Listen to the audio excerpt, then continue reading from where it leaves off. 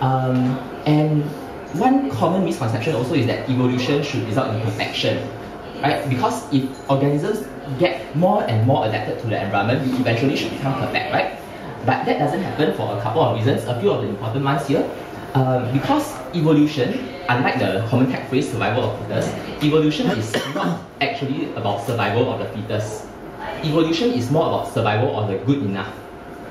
Right? So, well, if you're good enough, obviously you're not perfect, or you might not be perfect. Also, natural selection, evolution, is constrained by your evolutionary history. By that I mean, well, if you are a mammal like us, there's no way you are going to suddenly,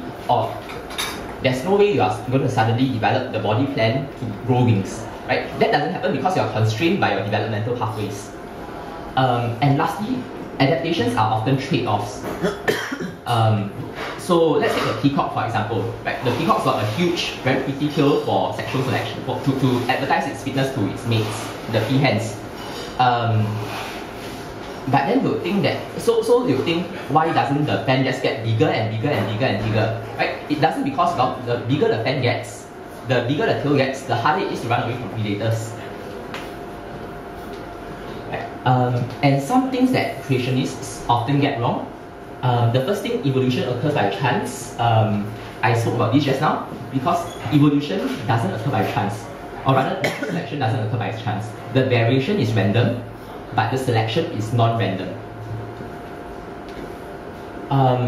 Okay, so I'm lumping intelligent design advocates with creationists because essentially they are pushing the same item. So some ID folks argue that some structures are so complex that removing a single part will result in the non-functionality of the structure. So the common examples are the eye, the bacterial flagellum.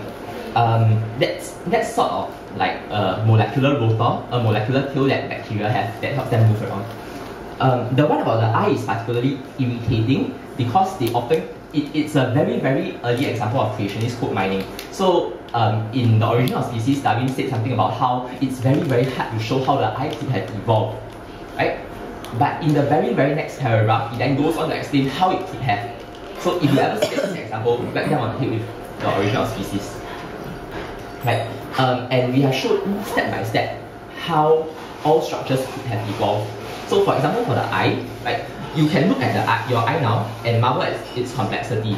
But we have also found intermediate stages of the eye in creatures throughout the world today. So in other words, we have proof of concept that the eye could have evolved in a stepwise manner. The other thing about how an eye is either useful or useless also, I think, typifies their thinking, that they think in all or nothing terms. But I think, well, I wear specs, and I can tell you for sure that half an eye is better than no eye lah. I can see far better now. Without this, I really am blind. I'm blind. Almost blind. Almost, yeah, almost. All I see are blurred figures. Right. Another thing that's often thrown at people who say that evolution is the better explanation is that they say, then where are your transitional fossils? So first of all, that kind of question actually exemplifies their misunderstanding of evolution, because the very word transitional fossil implies that they think that evolution proceeds in a linear way, that there's a whole ladder of being that goes from simple organisms to more complex organisms, or rather from bacteria to humans. That's typically what they think about, I think. But apart from that, but that aside, we actually have lots and lots of transitional forms of one type of genre or one type of species becoming another type of species. So over here you have this pretty famous fish. You have this pretty famous fish called piccardic.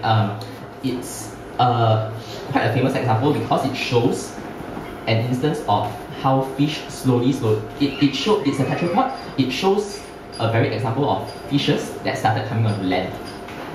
Over here you have a transition fossil between, it's not a fossil but it's an artist's representation of a transitional form between amphibians and reptiles.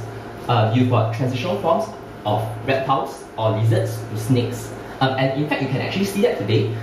Some geckos are legless, some lizards are legless, some snakes also often have vestigial legs, are also often born with vestigial legs. The last one is a favorite one for me because it actually shows how multicellularity could have evolved. This is actually not a fossil. Today, you actually have these organisms called slime molds. In times of plenty, they live as single-celled organisms, but when food is scarce, they then come together to form an entire colony. And the really, really cool thing about this colony, because in single-celled organisms, it's basically every cell for itself, right? But in us, in multi-celled organisms, we have differentiation of resources. Some of our cells die, only genes in your gametes, in basically your sperms and eggs are passed on. That happens in slime molds as well when they come together. When food is scarce, they can come together, form a colony, move towards food sources. What's even cooler is that eventually they can form a fruiting body. So what that means is that the rest of the colony dies, only the spores in the fruiting body get transmitted to form the next generation. So to me, this is actually a pretty powerful example of how you can move from single-celled organisms to multi-celled organisms. And that's not a fossil, that actually goes on today. Right. Lastly, one charge that is often thrown at evolutionary theory is that it's just a theory. I'll leave you to read that for yourself, but basically, theory in science is very, very different from theory in the everyday sense of the word. Right? A theory in science is basically something that is used to explain a well-established body of facts, and you've got a very, very strong body of evidence to support this explanation. The other thing that creationists like to throw at evolution, at evolutionary biologists, is that evolution is a belief, evolution is not science. Again, to counter that, you've got to understand what science is. Science makes testable, predictable claims, testable and verifiable claims.